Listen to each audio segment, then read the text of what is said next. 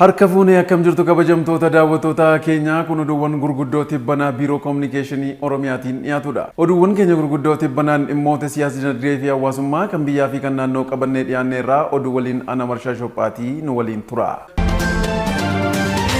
Bara dhufuu Itoophiyaan yeroo jalqabaatii fi oomisha gaazii gabaaf dhiyeessitii jedhan Dr. Abiy Ahmed. Itoophiyaan baatii 40 booda ijaarsa warshaa xaa'oo xumuruun oomishanii eegaltii jedhan muummeen ministeeraa Dr. Abiy Ahmed.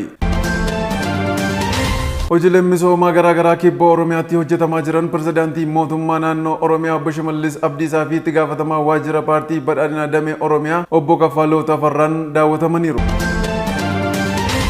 Nageenya hawaasaa mirkaneessaa piroojeektoota misoomaa eebbisiisnaa jedhan pirezidaantii ittaanaa mootummaa naannoo Oromiyaa Obbo Awwaluu Abdii. Naannoo Oromiyaatti bara kana biqiltuun biiliyoona 5 dhaabbiif qophaa'uun dhaabamaa jira. Haaromsaa guddicha Itoophiyaa fi hirmaannaa mallaqaa hangaarsaa lubbuutti waliin xumuraaf geessifne waloon goolamnaa jedhan pirezidaantii ittaanaa mootummaa naannoo Oromiyaa Obbo Awwaluu Abdii. Toota keenya odeeffannoo dabalataa fi fuula YouTube biiroo keenya subscribe godhaa akkasumas fuula Facebook, Telegram, TikTok fi kallacha Oromiyaa hordofaa isiniin jecha torban oduuwwan kan biroon hanga deebinutti nagaan nuuf tura.